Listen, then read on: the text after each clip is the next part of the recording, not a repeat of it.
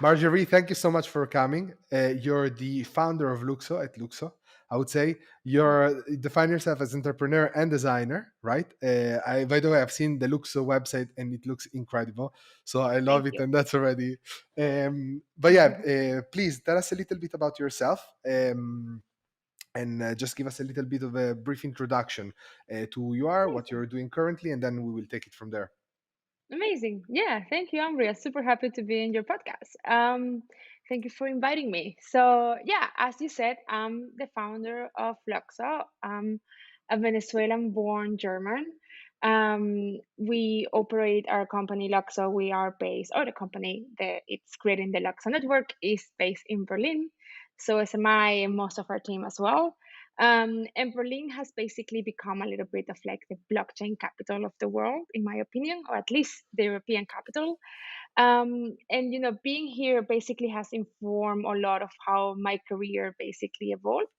My background is originally in architecture and design. That was my first degree was in architecture, and my second degree was in media art and design. And early in my career, I did my architecture license and I did the whole thing, and then I realized, as beautiful it is to study architecture, is not really profession that I want to practice, because I had a problem with the speed. It really takes years and years. You have to have a lot of Mm. patience to Yeah, you need execute to the qualify it, projects. right? You need to Yeah, qualify. You need to do, yeah.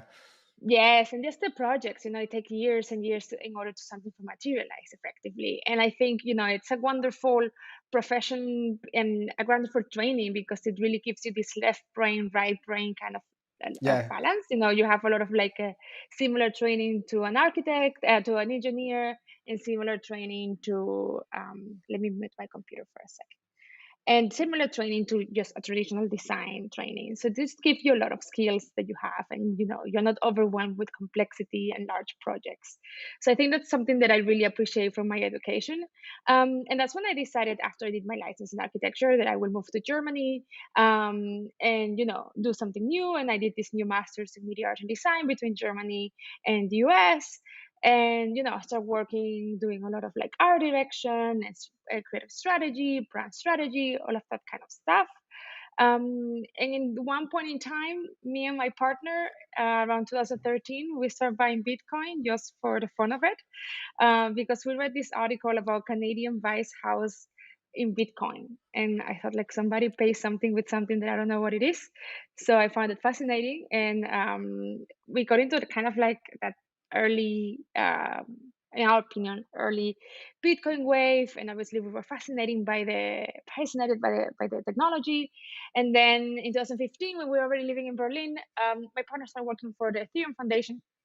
oh So wow. he joined the Ethereum Foundation very early on, and then we kind of like became part of the epicenter of Community, what's yeah. going of the community, right? And at the beginning was a very, very early community. The meetups were very small, Yeah. barely to no women in there, like it was very interesting just to see it how it grew. And it took me a while to realize how big has become, after that point in time. And afterwards, during that time, I had a really good friend who offered me this amazing opportunity of building an innovation lab in house for a consultancy company, for Ernst and Young. And I was like, that sounds great, I can do that. The idea was to have, kind of like a creative approach to business building. And through my work, I was doing a lot of work in Switzerland for like brand strategy and brand experience. And I thought, oh, this is a great stuff, I can do it.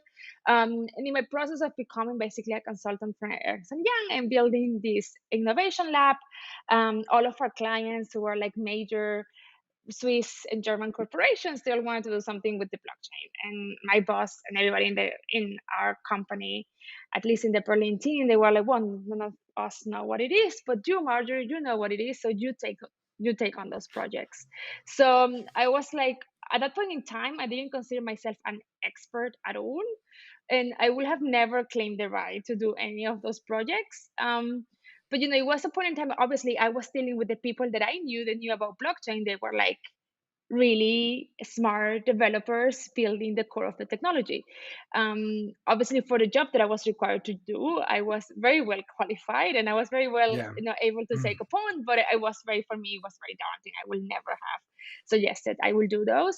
But then we did some very cool, implementations of blockchain technology, specifically of Ethereum, very early on, around 2015, 2016, working with like pharmaceutical companies and automotive, and solving all of those problems that we know the blockchain can solve.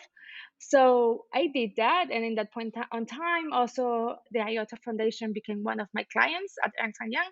The, very early when they were just getting started, before of any controversies or anything, when it was a very very early project, and one of its founders, Dominic, I consider him to be very smart.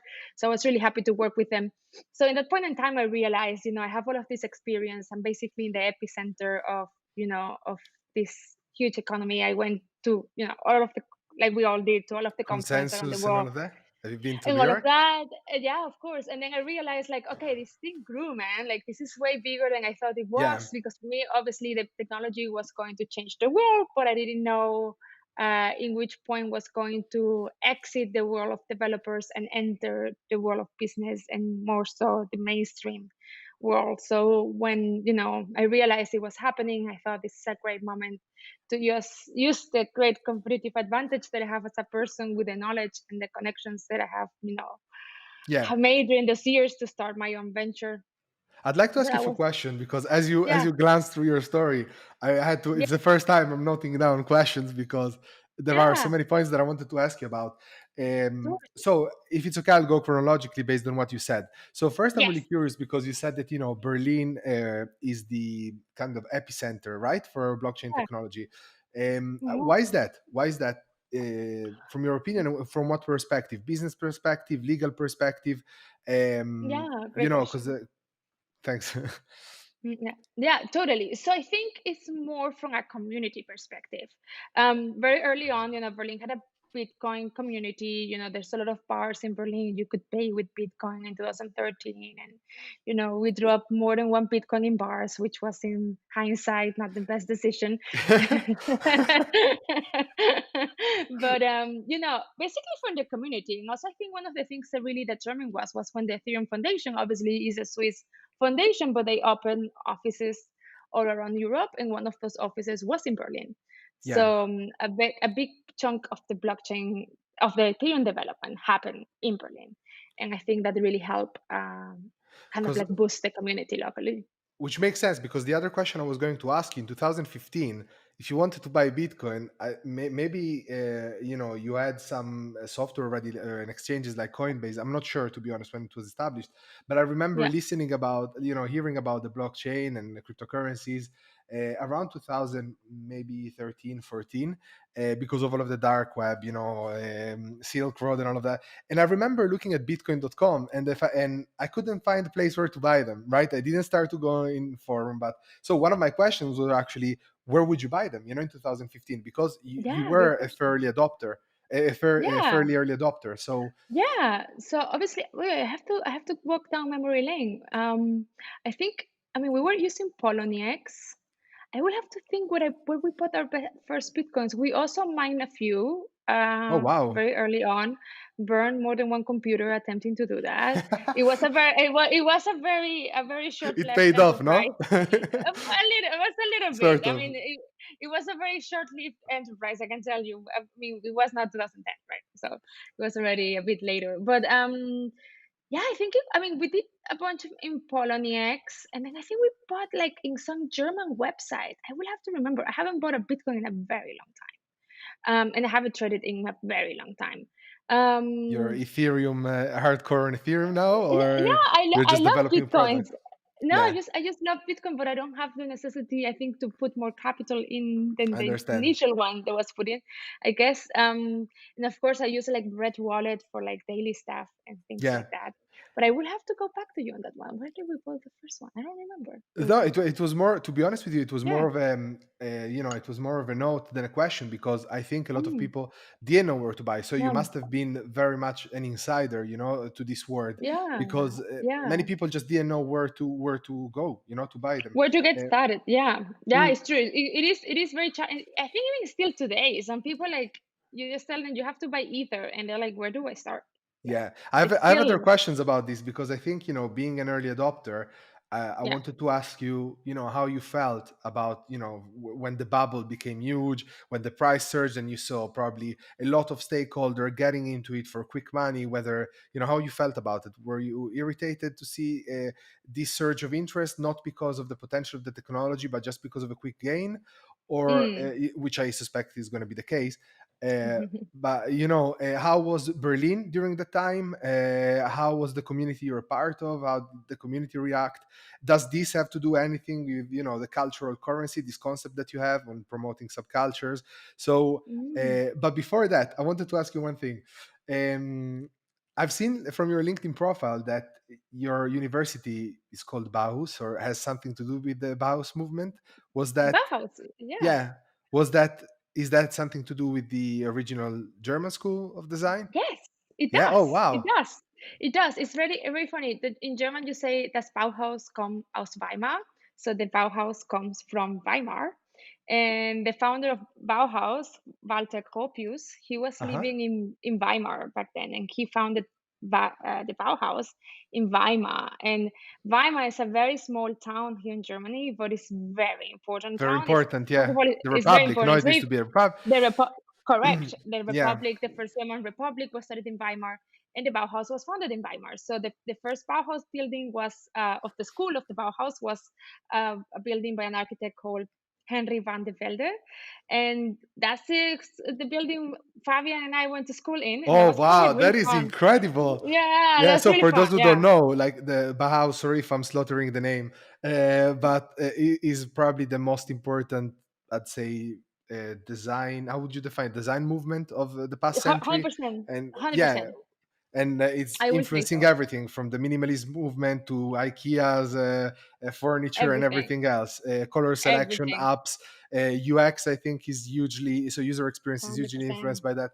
And so that's what I hundred found percent. interesting, right? Because you said that you've established and managed EY's innovation lab, and it's interesting because from what I understand, you don't have a technical background, which means that you approach it from a problem-solving designer perspective rather than a technical one, which must Right. produce quite like interesting outcome, right? Because user I hope so. adoption probably is become. I mean, you're focused more on user adoption, I would say, than on the technical Yeah. problem, right? 100%. I think obviously there are people far better qualified than I to solve technical issues, but I think what I bring to our company and to the work that we do, and I think kind of like the advantage that I have through my education, is that I always think, oh, how can we do things better, and kind of like that very iterative architectural approach to solving problems, like a designs mentality. Yeah, We know it's popular now with design thinking and stuff like that, of and course. there's a lot of like architects in different roles in life. But yeah, definitely, I think for me at the end of the day it's about making things that are either really beautiful and really easy to use, Yeah, or that you don't even notice that you're using. So I think which it's is which either is great, because I think that that's yeah. what blockchain needs. Because I Yes. think the difference between a successful customer facing company in the blockchain space, for example, one of our clients in the day to day as a lawyer, which is eToro, is very successful. I know that Mm, they also provide for financial yeah. services, but they also have the more DLT and crypto branch here in Gibraltar. Right. And I think, like, companies that are bridging the gap between areas which are hard to get into, and allow customer to become a part of it. That's, I think, Totally. the secret sauce. It's not secret, but to success. It And I is. think that blockchain is Totally. very, as you said, it's quite novel. So people that really know about it usually are very technical and focus on very technical solution and aspect of it. And I'm working in it from a legal perspective, and sometimes I lose myself when I'm trying to understand what is the benefit, which I'm sure is huge, from a Yeah. technical perspective, but I Right. struggle to understand from a user point of view what would the Mm, benefit be in practical terms. So I think 100%. it's very interesting. But going back now, to there is the bubble. Sorry if I'm jumping a bit around. It's more of a Don't free worry. conversation, I said. So we spoke about the bubble in 2017, 18, I'd say. And how was Berlin during the time? How has it changed? For example, how is it now? I guess that there has Yeah. been a surge of interest, and now a bit of it Um, probably normalized itself a little bit, although yes. it keep growing. Mhm. Yeah, totally. I think that's a very interesting question because I think this is part of like the cycle that technologies go through, and definitely that bubble was one of the cycles. And what I noticed was this incredible influx of people. All of a sudden, there were so many people coming Yeah. to work in the technology, and there were a lot of like pseudo experts and some sketchy figures. Yes. But the interesting thing is, after the crash, it was like decantation. So just as they came in, they went away, They many went of them. out. Yeah. They went out. And I think, it's part of the cycle. I think, I mean, in our obviously it's fun. Like trading is fun, right? Who doesn't like making money? Like it is Of fun, right? course. And I think it's one of those things that people get attracted to, and it makes the news, it's the highlights. Oh my God, guy makes one Yeah, the billion dollars. dream. Like paid $1 for 1,000 Bitcoin, now is a millionaire. He Like, lost the keys and he was like, now he's looking at trash. Like, now he's okay, looking. Yes. you know so we all know the stories, right? So obviously that is very seductive, right? And I think it's very similar to those times, where people were finding oil in the Americas, or when Yeah. Getty was getting the oil out of Kuwait, like this crazy search of The money, El almost like Dorado sort of race to El Dorado. exactly, Yeah. exactly, right? It's like this, you find a money printing machine, right? Basically, and that's Yeah. what people felt with Bitcoin and crypto in general. So I think a lot of people came in with like not the best intentions, and but it's part of the market. And in my view, in my personal opinion, I think I think what is the important part is talk about that technology, and the trading assets and the cryptocurrencies. It's like a consequence, which can be really fun, but the technology is a very strong and solid part of it. And I think, eventually we will have succeeded pretty much making the blockchain accessible for everyone, empowering a bunch of businesses and new business models, is the point when people are not talking so much about crypto anymore. So I think there's going to be a balance between, the technology becoming really successful and the conversations around crypto Yeah. becoming less and less I interesting, completely I agree guess. with you. I Hmm. think personally that the most remarkable aspect of this whole industry, fintech, is the fact that up to now you could command C, command V, or control C, control V, and just copy data. So digital data Yeah, lacked a story, lacked an identity. But now, through the use of distributed ledger technology, what you have is effectively, I think, real digital assets, which also is one of the product that Luxo or Laxo. How do you? mhm. What's the correct pronunciation? Either Either. or. You can Okay. say luxo if you're more Latin. You can say laxo if you're more Anglo-Saxonian. They're Anglo-Saxon. all correct in Then my in I my work in life. the UK and I'm Italian. I'm like in the middle. I'm struggling. What do I say? Say like me. I What do you depends on say? who I'm talking. Look, I say laxo, but I also say Laxo. luxo. If I'm talking to my mom, I will say luxo.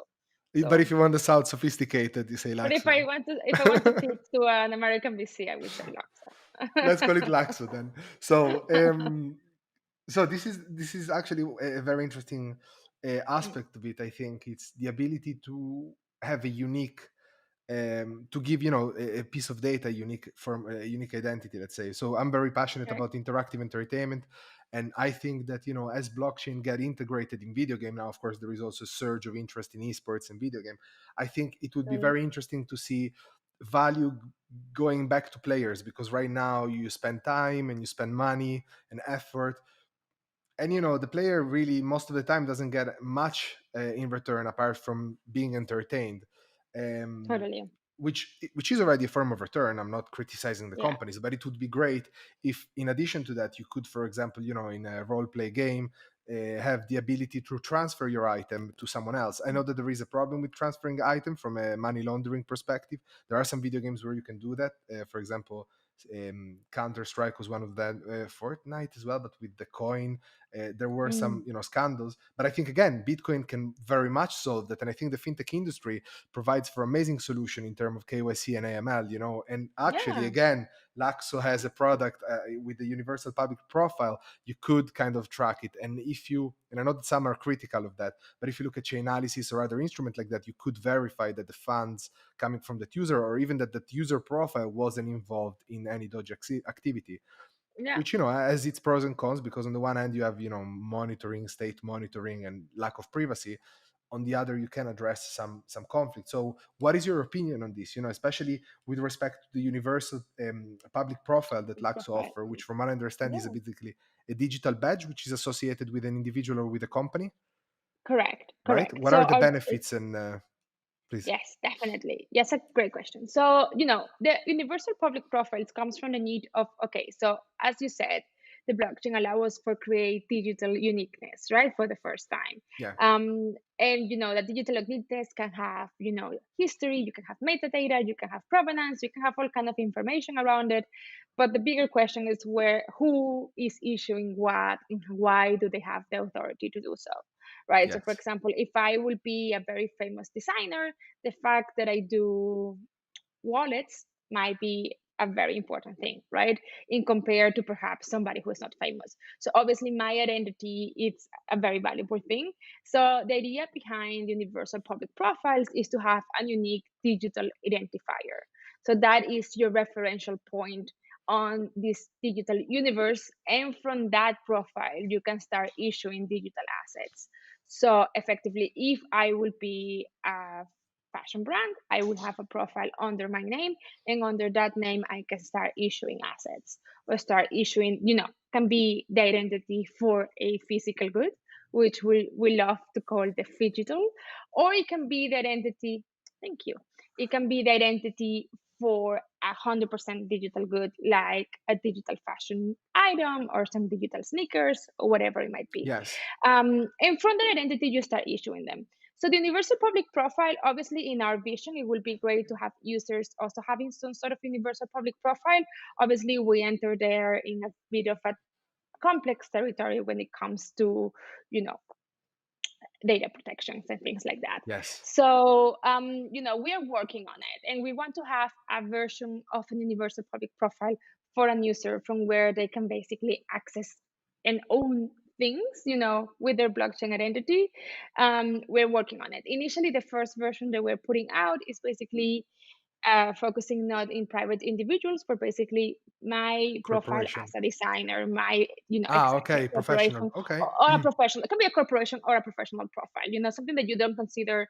You're not going to start issuing identities for your kids' baby Yeah. pictures. I don't know. I don't know if somebody will ever do that, but you know what I mean. And our goal is basically to have to through those identities they start powering that digital economy. And one of the biggest issues, or not issues, but I think friction points when people are trying to onboard themselves to use blockchain technology is they don't know where the heck do I start.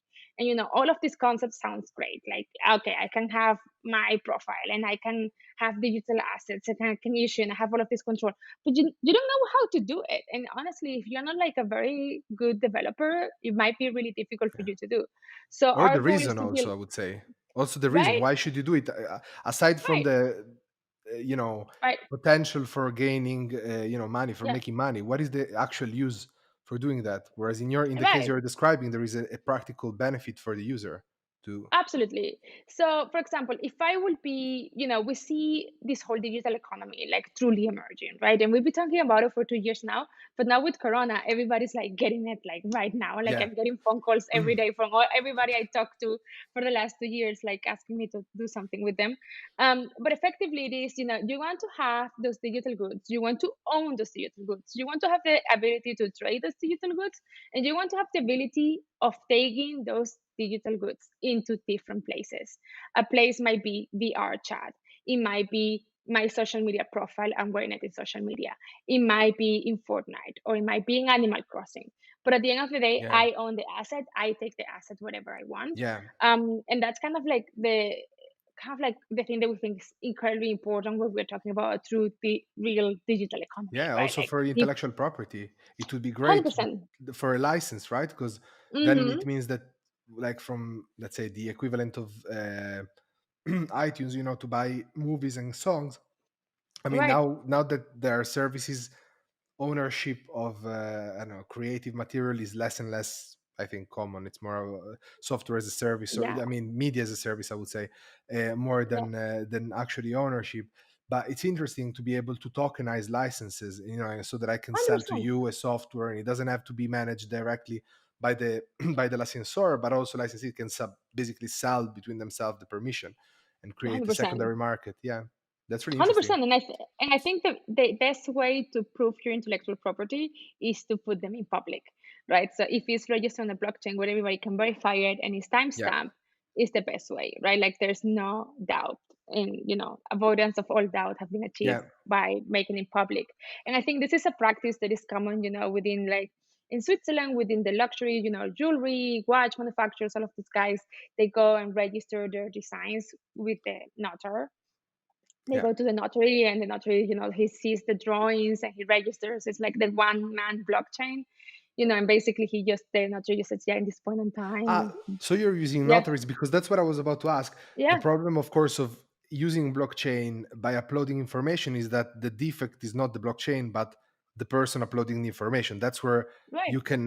that's where you can introduce inaccuracies, right? So in Yeah. Switzerland, you're using notaries to But certify the to basically insert information on the blockchain. That's how it works. well, no, they no, no, no. They do. Ah, That's how it's been done historically. Even though it would be great, they ah, could just now the Swiss can make like their own little notary blockchain, or but you could still they could be like yeah. little oracles, right? They could be the notaries, could be possibly they could be the Certify the oracle. uploading of the information. Right, Yeah, that could be right. They're not. interesting.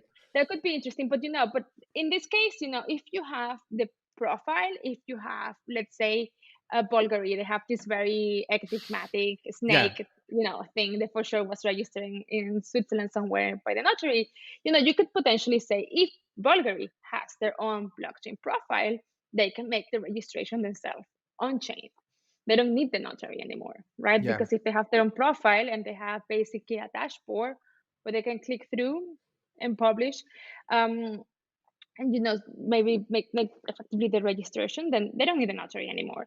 But yeah, definitely, those are those kind of things where you see, okay, the all world practices are very similar to something that we could introduce right now using blockchain technology, and it's just way more effective than going to a notary. And As what nice about, those guys might be. so that's the benefit, and you mentioned, of course, data Oh, protection is one of the concerns, of this right. technology. Uh, I'll play devil's advocate, let's say, but Go ahead. when you hear about things like a digital identity, especially when you couple it with a blockchain that may, or with a distributed ledger technology, which maybe present immutability as one of the aspects, to increase trust, especially when it comes to identity.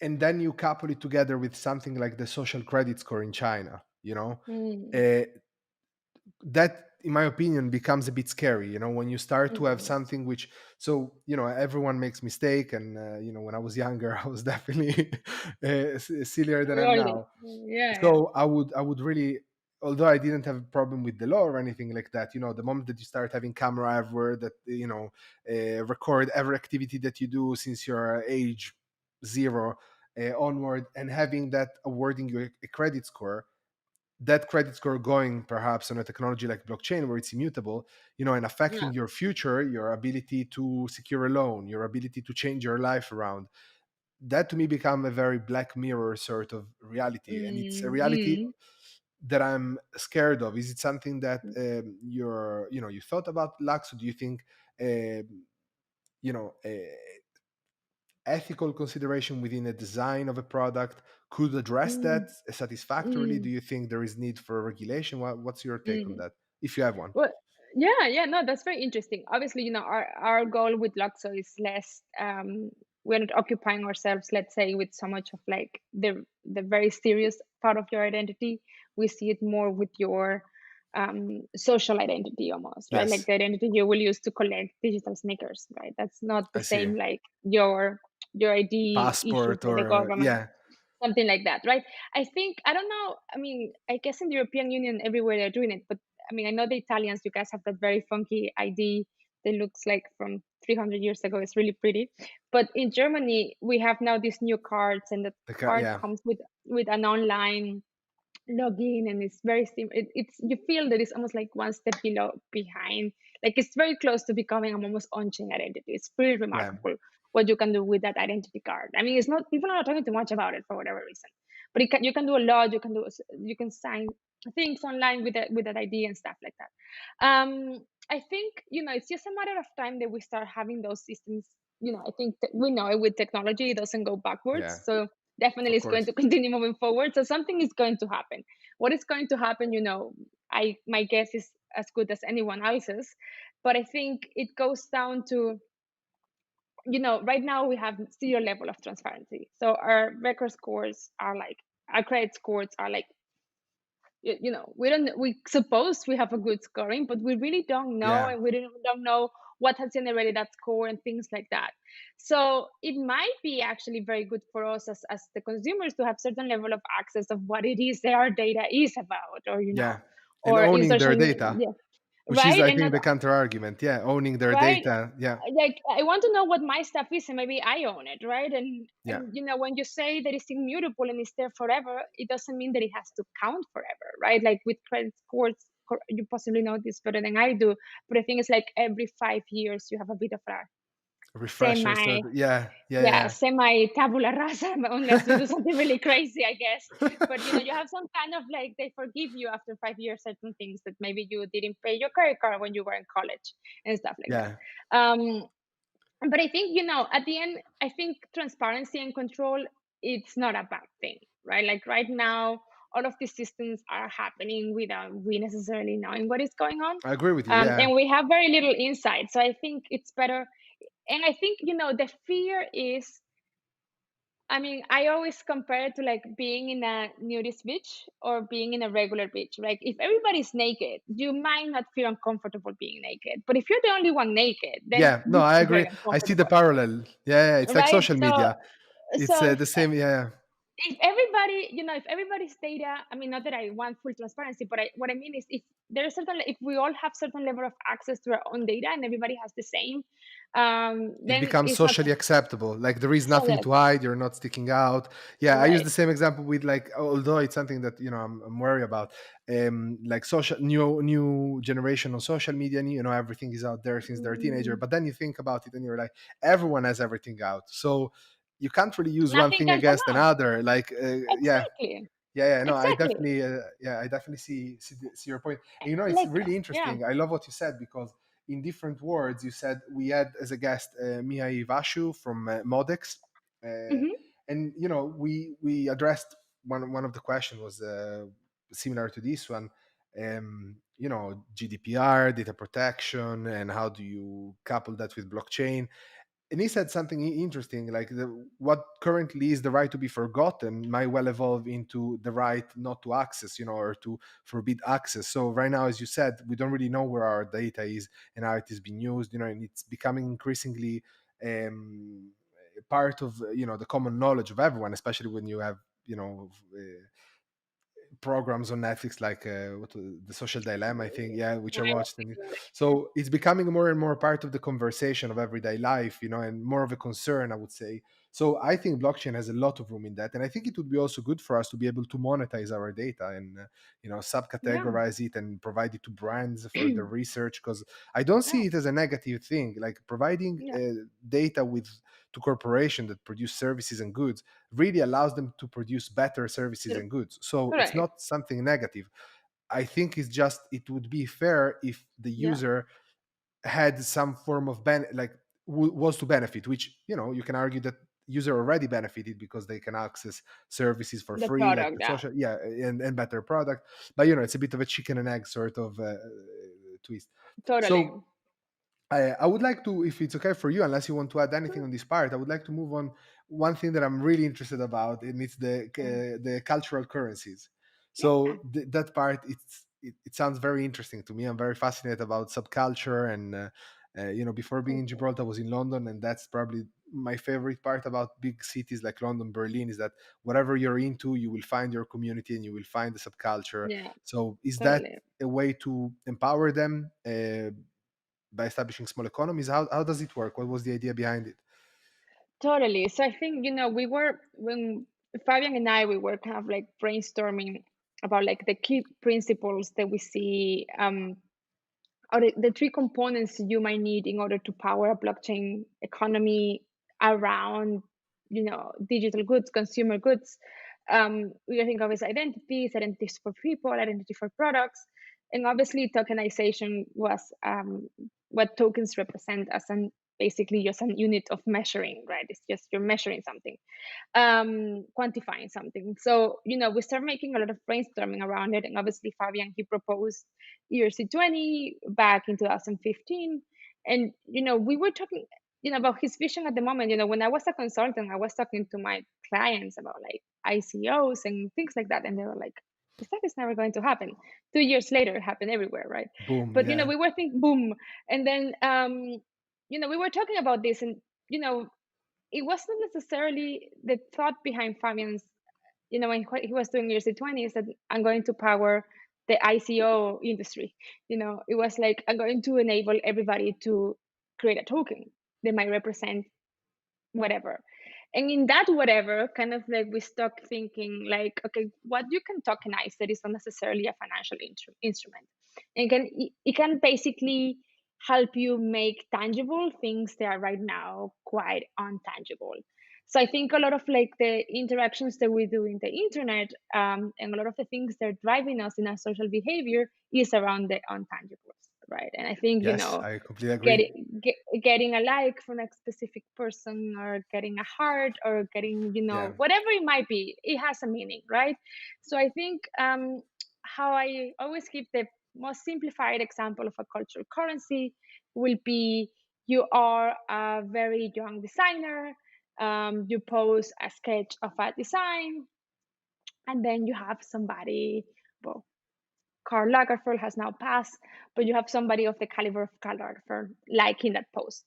That's a major cultural currency. Like, his like is a major cultural currency, Okay. and the fact that he gave that like, means something, right? Because obviously somebody like Lagerfeld, he was not liking random drawings on the internet for sure, and he was for sure very selective about the stuff that he liked from other designers. So that expressed that he, with all of his heritage and all of his knowledge, he approves what you just Yeah. did. So it's kind of like a seal of approval, just condensed into a little like. So, and that's basically, we see it like, oh, maybe giving likes is almost like you're minting a token. And, you have either the ability of minting an able amount of tokens, and the more tokens you mint for liking, the less valuable your likes are. But if you mint very few likes and you give them away, those likes have a very high value in this cultural currency world. So what we want to do is basically is make tangible and measure things, communities. We call it the connective tissue within communities, for, something that might not be very tangible. So for example, you could generate a community within, a token for a community within a group, or specific, certain amount of activities, or incentivize good behavior. If you go and clean this park in Berlin after Saturday night, you go Sunday Yeah. morning, you will get these tokens that will represent free brunch at the Alton Hotel. I don't know, like, it can represent all kind of things, and you can start creating these gamifications and stuff like that. So basically, what we want to start is start thinking about very interesting, interactions that can be tokenized, that represent communities or belief systems or whatever it might be.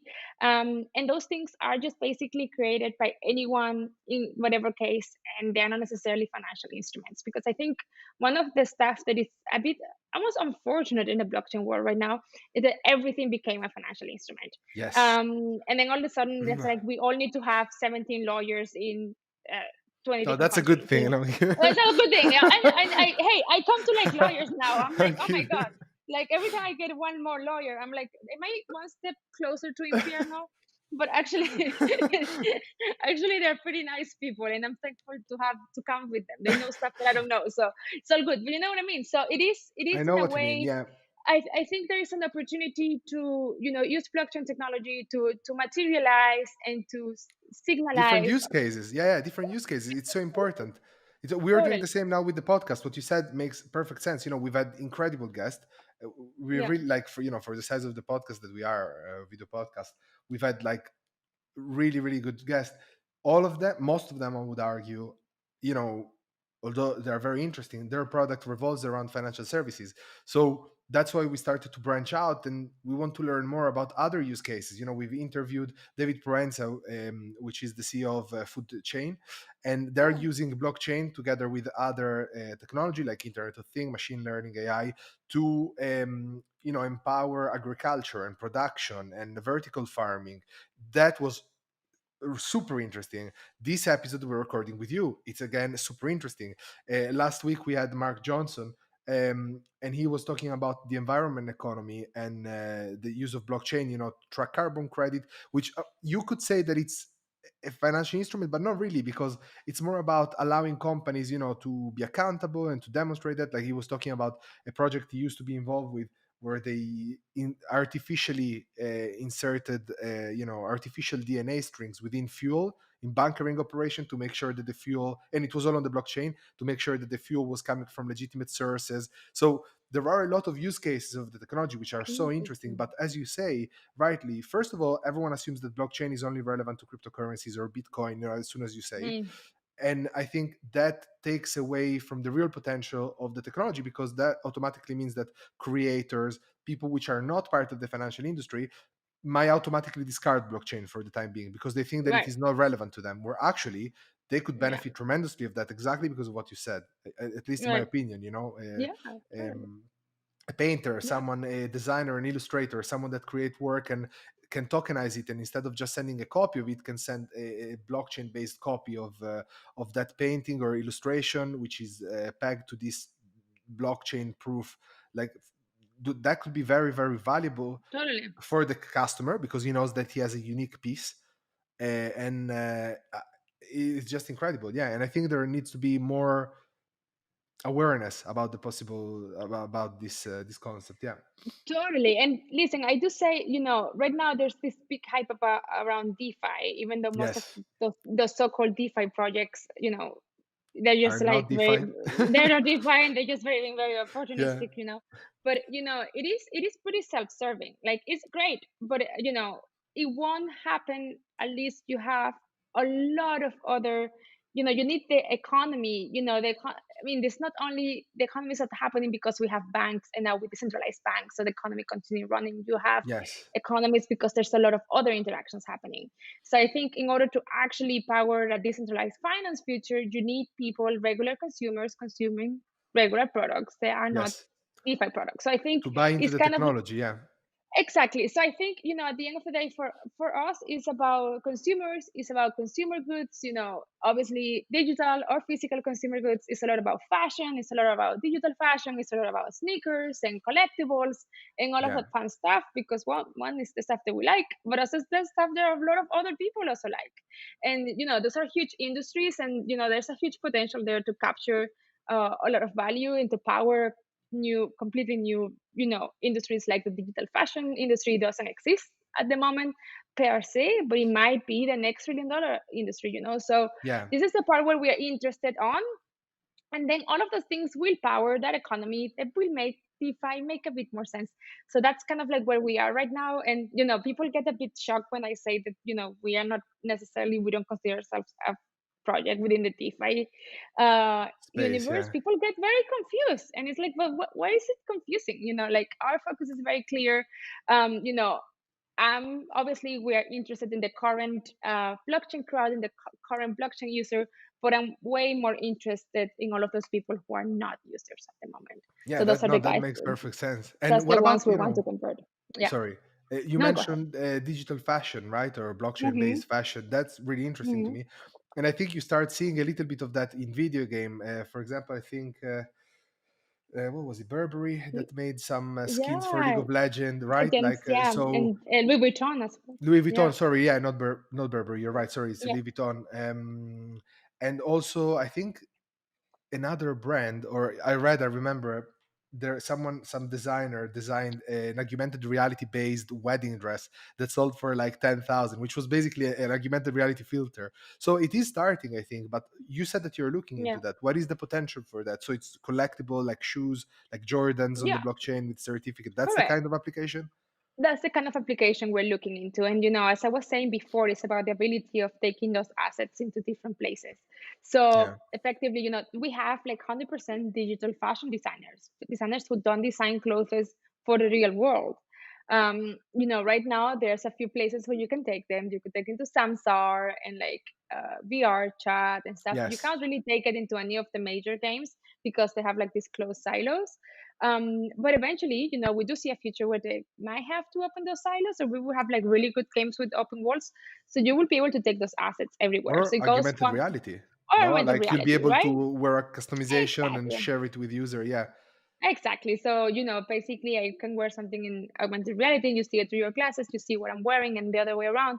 So, Yes. we see that economy emerging. We see, it's the first time the fashion industry can actually grow exponentially.